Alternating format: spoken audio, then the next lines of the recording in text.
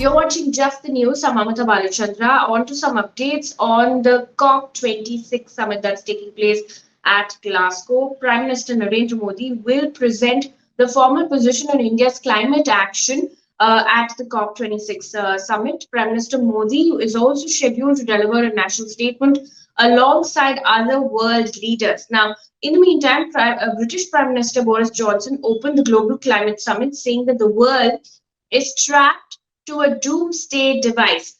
He likened the Earth's position of that of fictional secret agent James Bond, strapped to a bomb that will destroy the planet and trying to work out how to defuse it. Now, the summit is aimed at getting agreement to curb carbon emissions fast enough to keep global warming to 1.5 degrees Celsius below pre industrial levels. Now, at the COP26 summit, UN Secretary General Antonio Guterres also said, and I quote, our addiction to fossil fuels is pushing humanity to the brink. We face a stark choice. Either we stop it or it stops us. It's time to say enough. End quote. Now, in the meantime, at the COP26 summit, New Zealand has pledged on Sunday to reduce its net greenhouse gas emissions by 50% by 2030.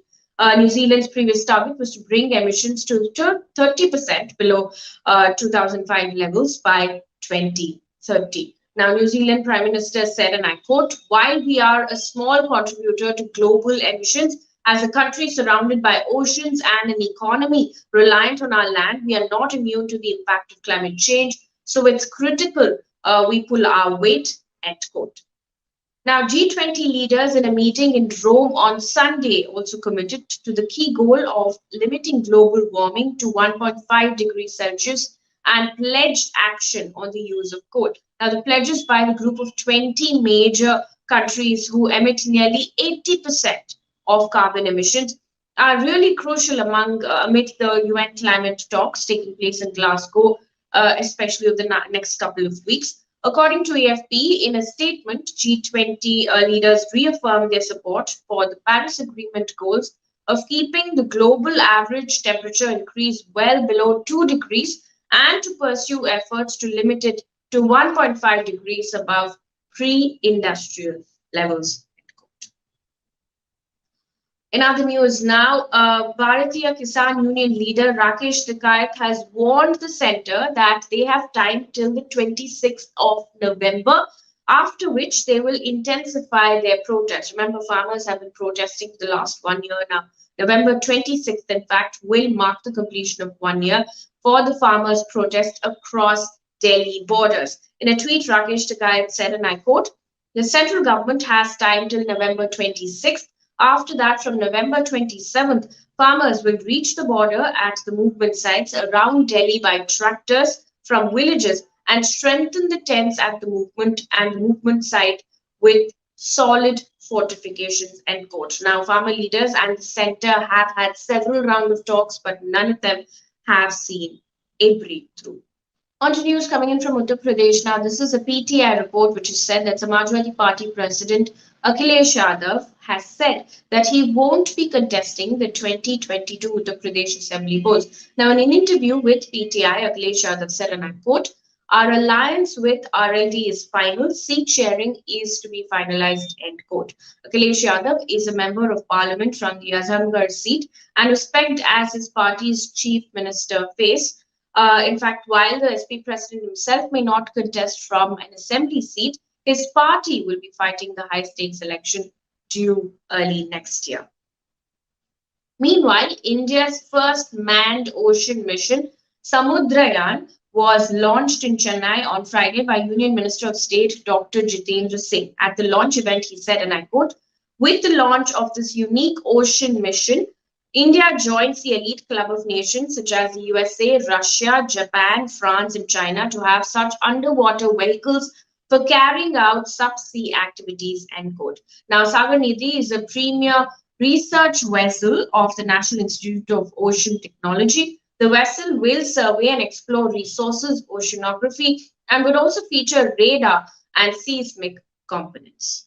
In other news, 6 more people have tested positive for Zika virus in Uttar Pradesh's Kanpur on Sunday, taking the tally to 10 in the district. Now, Chief Minister Yogi Adityanath, at a high-level meeting with the health department, has directed officials to ensure strict surveillance to check the spread of the virus. Now, Uttar Pradesh government will further intensify comprehensive surveillance and also implement stringent containment curbs on the breeding of mosquitoes. In the meantime, following Calcutta High Court's order on a complete ban on firecrackers in West Bengal, the Supreme Court has set aside that order. The West Bengal government had earlier allowed bursting of only green crackers between 8 p.m. and 10 p.m. during Kali Puja, Diwali, and Chhat Puja. However, the Calcutta High Court on Friday had ordered a blanket ban on firecrackers, including green crackers, up to the 31st of December this year. Only wax or oil-based diyas were allowed. Now, setting aside that order, the Supreme Court bench said, and I quote, "There cannot be a complete ban on firecrackers. Strengthen mechanism to supervise and implement." End quote. Now, ahead of Diwali, Haryana, in the meantime, has banned the sale and use of firecrackers in 14 districts near Delhi. Now, the 14 districts where sale and bursting of crackers is banned include Bhiwani, Faridabad, Gurugram, and others. Now, firecrackers will also be banned in cities and towns where the air quality is poor, and green crackers will be allowed at places with moderate air quality. Meanwhile, giving you an update on COVID numbers like every day, India has reported 12,514 new COVID cases and 251 deaths in the last 24 hours. Kerala has reported 5,297 new COVID cases in the last 24 hours. On to news coming in from the world of business. Petrol prices were hiked for the sixth straight day. This is the 19th hike in the last 1 month.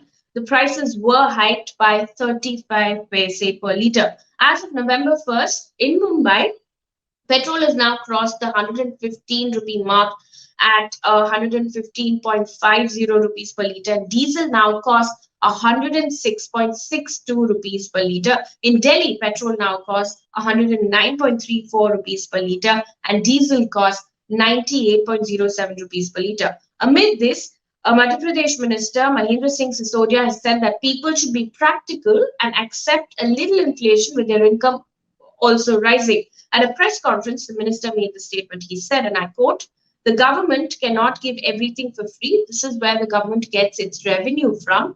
This is what drives all government schemes." Meanwhile, the price of commercial LPG cylinders was increased by 266 rupees on Monday. Now, the price of a 19 kg commercial cylinder in Delhi will cost 2,000.5 rupees. In Mumbai, a 19 kg commercial gas cylinder will now cost 1,950 rupees. The prices of domestic LPG have not been changed. News coming in from across the world right now. Australia on Monday announced that India's Covaxin would be recognized for the purpose of establishing a traveler's vaccination status. Now, Australia's decision comes barely 2 days before the Technical Advisory Group for Emergency Use Listing meets for a final assessment of Covaxin. Now, last Monday, the WHO had tweeted this, and I quote, that they need one additional piece of information from Bharat Biotech on Covaxin, which is being examined by the WHO's experts for the grant of the emergency usage listing. The WHO is expected to present its final assessment on the 3rd of November. On to sports news right now. New Zealand defeated India by 8 wickets to register their first victory in the T20 World Cup 2021 Super 12 stage. Now, India will have lost 4 consecutive matches against New Zealand across the 50-over and T20 World Cups. The match, in fact, witnessed India register their lowest first innings total in T20 World Cup history. Now, we leave you now with a piece of good news, however. Odisha government has announced that it will give 100% exemption on motor vehicle tax and registration fees for electric vehicles. Now, the exemption will be applicable till the 31st of December 2025. Under the Odisha Electric Vehicle Policy 2021, the state will provide 15% subsidy, a maximum of 5,000 rupees for two-wheelers, 10,000 rupees for three-wheelers and 50,000 rupees for four-wheelers on the base price. That's the wrap on Just the News. Thank you so much for watching.